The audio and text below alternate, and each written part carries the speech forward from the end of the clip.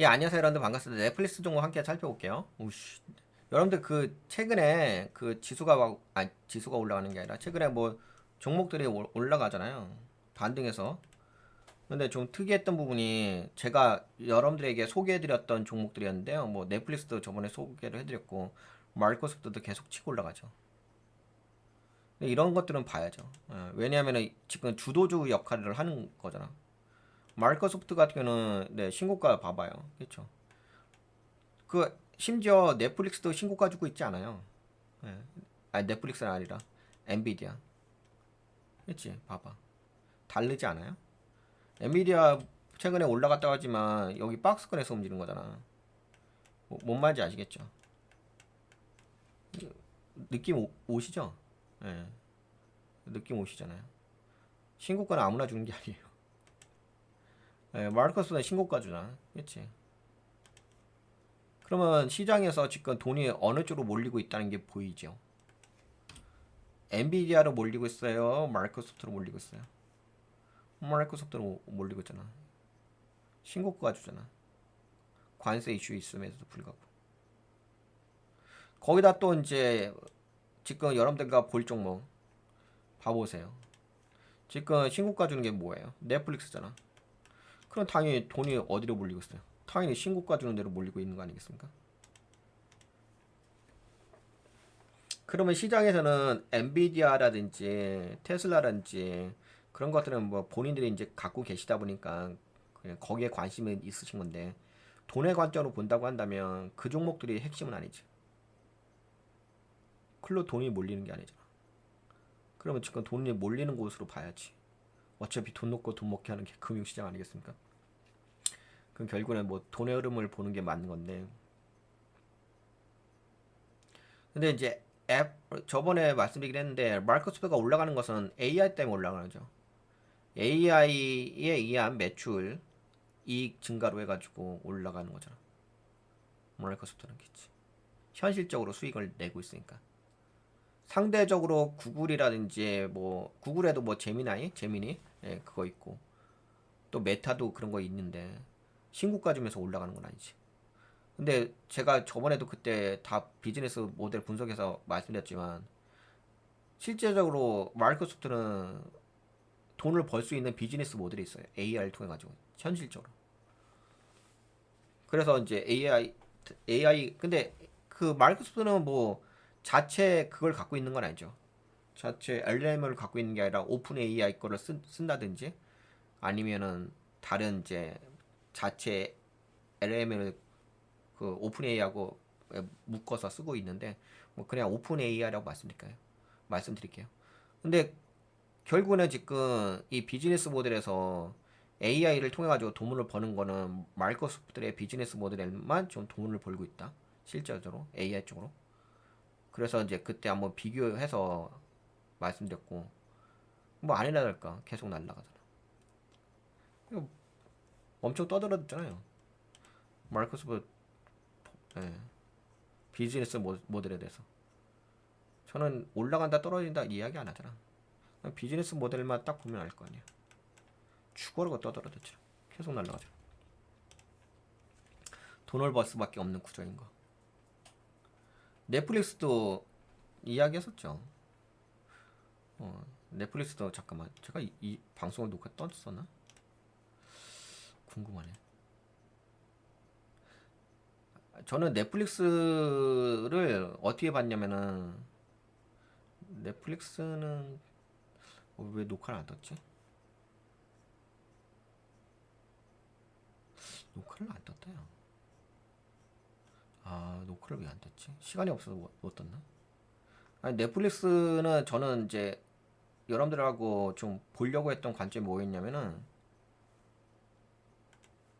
다름이 아니라 이쪽은 관세 영향을 덜 받잖아요. 아예 안 받는다고 볼 수는 없는데 그래도 상대적으로 뭐 넷플릭스가 관세 영향을 받나요? 이게 뭐 이제 제품도 아니고 소프트웨어 쪽이 부분이고 구독 모델이고 그치? 그러니까 그런 면에서 봤을 때는 관세 진짜 덜 영향을 받는 비즈니스 모델을 갖고 있기 때문에 넷플릭스의 주가는 상대적으로 돈이 쏠릴 수밖에 없는 모델이라 이렇게 볼 수도 있을 것 같아요. 뭐 그런 관점으로 본다고 한다면 뭐 한국의 뭐 이런 거 뭐 엮어서 한번 볼 수가 있긴 하겠지. 한국의 뭐 하이브라든지 아니면 뭐 YG라든지 YG 그치. YG 많이 날라갔지. 이렇게 했겠죠. 관세에 덜 영향을 받는 산업군이 있기 때문에 상대적으로 그런 관점으로 본다고 한다면은 이쪽 산업 분야를 한번 우리가 주목해 볼 필요가 있을 것 같아요. 이제 한국의 가장 지금 산업 부분에서 관세에 영향을 받는 게 철강 산업 쪽이잖아요. 그러면서 철강 쪽하고 연결되는 게 뭐 가치 사슬로 봤을 때 뭐 자동차 산업도 그렇고 현대차도 지금 괜찮나요? 그렇지 안 좋지요. 그러니까 확실하게 실제적으로 관세에 영향을 받는 비즈니스 모델은 시장에서 힘을 못 써요. 그러니까 이게 이제 어떻게 보면 세계 경제 흐름이라고 볼 수가 있긴 하겠죠. 그러니까는 뭐 단순하게 뭐 트럼프 대통령과 중국 시진핑과의 전화 통화 이런 얘기는 그거는 이제 시장 핵심은 아니죠. 그 어차피 뭐 아웅다웅 하는 거잖아요. 협상하는 영역이고. 근데 이제 글로벌 관세에서 가장 피해를 덜 본 수 있는 아예 안 본다고 이야기할 수는 없지만 그래도 덜 볼 수 있는 게 직접적인 피해를 덜 볼 수 있는 게 넷플릭스 아니겠습니까? 영화 산업 쪽에 뭐 이런 이제 뭐 구독 모드 사업 쪽에 컨텐츠 사업 쪽에 관세 부과 이야기가 나온 거 있나요? 없죠. 그러니까 이게 주가가 올라갈 수밖에 없는 그런 종목이 될 수밖에 없는 거죠. 그게 현실적이라는 거죠. 그러니까 앞으로도 좀 계속 주목해 볼 필요가 있긴 하겠죠. 넷플릭스 지금 주식 사도 될까요? 그건 모르겠고. 근데 넷플릭스의 주식은 최근 4월 초 이후 약 25%나 올랐습니다. 지금 회사의 뭐 전체 가치가 5천억 달러 육박하고 그런데도 많은 전문가들이 아직 더 오를 수 있다고 평가하고 있습니다. 아직 더 오를 수 있다. 왜냐면 지금 뭐 특별하게 이쪽 산업 부문에 대해서 관세 부과에 관련된 것이 엮인 게 없잖아요. 그치? 근데 이제 나중에 엮일 수도 있긴 하겠죠. 뭐 트럼프 대통령이 또 이쪽 소프트웨어 관련된 쪽, 이 문화 산업 쪽에도 관세를 부과해야 된다. 뭐 이런 거 나올 수도 있긴 하겠지. 나온 거 같긴 한데 그래도 좀 덜 영향을 받는 것 같아요. 그래서 죄송합니다.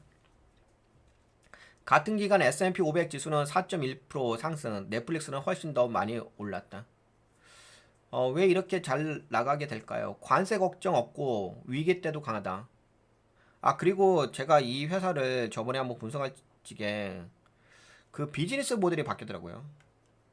바뀐 게 아니라 실제적으로 돈을 벌 수 있는 그 경영 전략을 바뀌었어요. 그러니까 결국에는 이제 이 회사는 광고 수익이라든지 아니면 구독을 통해 가지고 실제적으로 현금을 받는 모델이잖아요. 비즈니스 모델이잖아. 근데 그 부분을 좀 더 강화했다고 봐야 될 것 같아요. 그거는 뭐 지금 이야기가 하기가 좀 그러긴 한데 그거 한번 분석해 보시면 아실 거예요. 근데 가장 뭐 여러분들과 공유할 수 있는 것은 관세 걱정 없다. 이걸 좀 공유해 볼 수가 있긴 하겠죠. 관세 걱정 없고 위기 때도 강하다. 미국이 외국 제품에 관세를 매겨도 넷플릭스는 콘텐츠를 온라인으로 팔기 때문에 관세 영향을 거의 안 받습니다. 예전에도 코로나19 같은 위기 상황에서 넷플릭스는 오히려 사용자 수가 폭증했습니다. 한마디로 세상이 불안할수록 넷플릭스는 더 강해진다는 이미지가 생긴 겁니다. 그럼 지금 비싸지 않나요? 네, 비싸요. 하지만 그럴 이유가 있어요. 지금 넷플릭스의 주가는 미래 이익의 43, 값이, 퍼가 43이라는 거죠. 이는 보통보다 높은 수준이긴 합니다. 하지만 과거 5년간의 평균도 52배였다. 그러니까 5년간의 평균이 52배였는데 지금은 43배니까 그렇게까지 높은 건 아니라 볼 수 있는 거지. 회사가 꾸준히 성장하고 있다면 이 정도는 프리미엄으로 볼 수도 있습니다.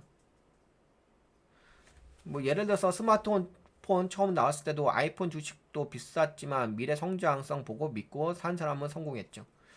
이게 제가 그래서 방금 전에 이걸 한번 좀 살펴봤거든요. 다시 한번 저번에도 한번 이야기했는데 매출 증가해요. 이게 그 단위가 뭐죠? 싸우잖아요. 이제 93억 달러죠.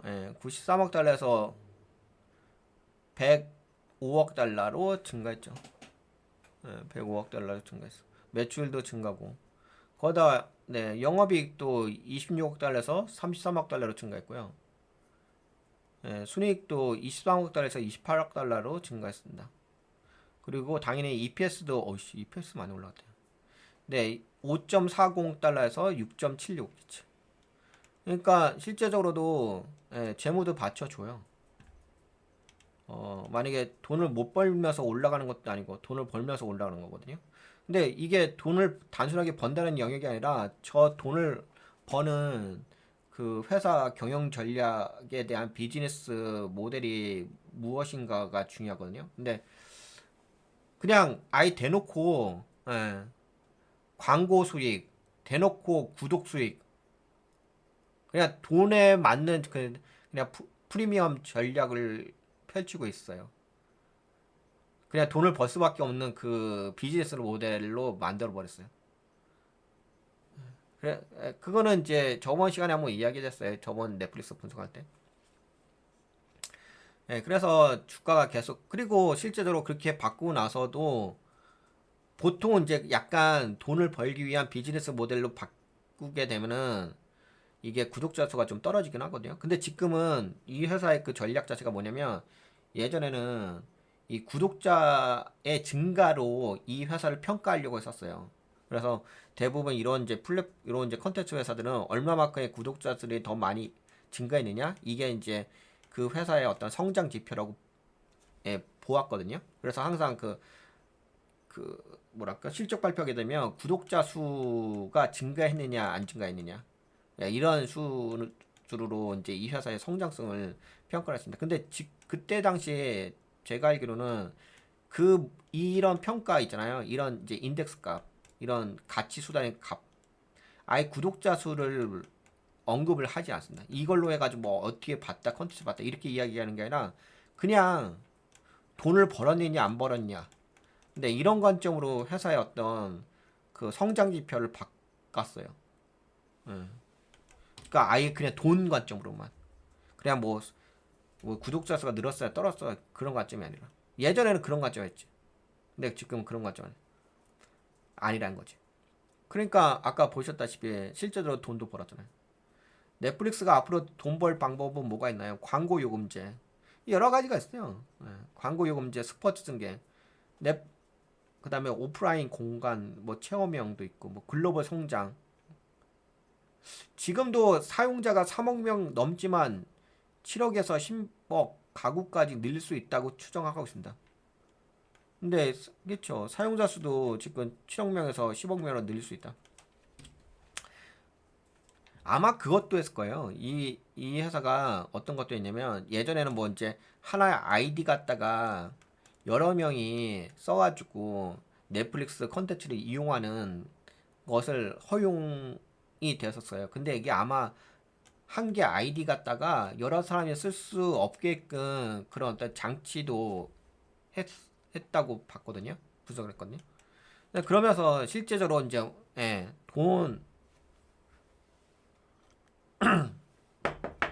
돈을 벌 수 있는 그런 이제 비즈니스 모델로 더 강화하고 있다고 볼 수가 있죠. 그래서 이것도 봐보세요. 글로벌 성장 지금도 3억 명 넘게 사용되지만 7억 명에서 10억 명 가구까지 늘 수 있다. 좋은 거죠. 그리고 아까 관세 영향도 안 받고 AI 광고를 더 똑똑하게 보여주기 위한 AI 기술을 적용하려고 하고 있다. 근데 진짜 그건 있는 것 같아. 넷플릭스는 돈에 집중하는 것 같아. 넷플릭스는 이미 자신만의 콘텐츠에 엄청난 돈을 투자해왔고 그 결과로 수익성이 있는 성장의 선순환 구조 플라이힐을 완성했습니다. 그러니까 콘텐츠에 투자하니까 사용자는 증가했고 그러니까 수익은 증가하고 더 많은 콘텐츠에 또 투자하게 되고 또 사용자가 증가하고 이렇게 계속 반복해서 성장하는 구조라고 보면 됩니다. 전문가들의 결론, 지금 사도 늦지 않았다. 광고, 스포츠, 온라인 확장 등 새로운 수익원이 많고 현재 비싸 보일 수도 있지만 이익이 빠르게 늘어나면 다시 싸 보일 수도 있다는 논리다. 장기 투자자 입장에서는 성장하는 기업에 미리 올라타는 것이 현명할 수도 있다. 근데 이거는 그냥 의견인 거고. 근데 이런 건 있긴 하겠죠. 뭐가 있냐면 이제 가치 투자 입장으로 봤을 때는 이 회사의 어떤 비즈니스 모델이 좋은 거잖아요. 그렇죠? 그리고 그렇게 실제적으로 돈을 벌고도 있고. 그렇다고 한다면은 만약에 이 회사의 주가가 조정을 주었을 때 이 회사의 주가가 이렇게 올라가다가 이렇게 조정 줄 때가 있잖아요. 조정을 주었을 때 한번 공략에 대해서 고민을 해볼 필요가 있긴 하죠. 지금은 또 올라가다가 이제 조정을 줄 수도 있는 타임이니까 올라타는 것은 좀 위험하니까, 그치? 항상 이제 주식투자는 올라타는 것은 위험한 거고, 그건 뭐 이제 주로 이제 하시는 분들이 모멘텀 투자자분들 그런 분들이 하시는 거고, 뭐 제 방송은 이제 가치 투자이기 때문에 가치 투자 관점으로 본다고 한다면 오히려 이제 넷플릭스가 뭐 예를 들어서 여기서 조정받은 거잖아요. 저 어디서 조정받았냐? 그치? 이런 데서 쭉 올라가다 이렇게 크게 조정받았겠지. 그러니까 오히려 이렇게 크게 조정받을 때가 기회라고 볼 수가 있는 거지. 어우, 이제 엄청 날라갔다. 야, 씨. 이게 2022년 그 팬데믹인가요? 그때였죠. 그때 이후로 계속 올라갔네. 야, 씨, 뭐냐? 야, 600% 날라갔어. 600%. 와, 600%도 650%다. 야, 650% 날아가. 그치. 이게 계속 들고 있었으면 지금 오히려 엔비디아보다도 더 좋은 것 같은데. 그렇지 않아요? 엔비디아보다 좋은 건 아닐 수가 있는데 그래도 650%면 와 장난 아니지 않나요? 계속 올라왔잖아요, 그렇죠? 그냥 들고 있었으면 650% 지금 2022년 팬데믹 이후로 그치? 팡! 이거 팬데믹 이후가 아니다. 야, 2022년이면 얼마 안 됐다, 그쵸? 2022년 이게 몇 달이냐? 이거 팬데믹 다 지나고 이제 코로나하고 관련 없겠다. 야, 근데 야, 그러면 이거 와, 진짜 많이 올라왔다. 그치? 600%가 넘어왔으니까. 그럼 결국에는 이제 넷플릭스 같은 종목은 저렇게 이제 큰 폭으로 조정 주었을 때가 매수할 수 있는 기회라고 볼 수가 있지. 가치 투자 관점으로 본다면. 왜? 펀더멘털이 받쳐주잖아. 펀더멘털이 받쳐주고 돈도 벌잖아. 아니, 돈을 번다는 게 펀더멘털이 받쳐줘. 그래서 이런 이제 종목들은 오히려 조정받을 때 약간 이제 가치 투자하시는 분들 입장에서는 뭐 당연히 이제 주목해 볼 만한 종목일 수밖에 없겠다라고 말씀드릴 수가 있긴 하겠죠. 그러면 넷플릭스는 이런 관점에서 볼까요? 그리고 뭐 또 한국도 관세 이슈가 있으니까 뭐 예를 들어서 넷플릭스 같은 비즈니스 모델을 갖고 있는 기업들이 있을 거 아니에요.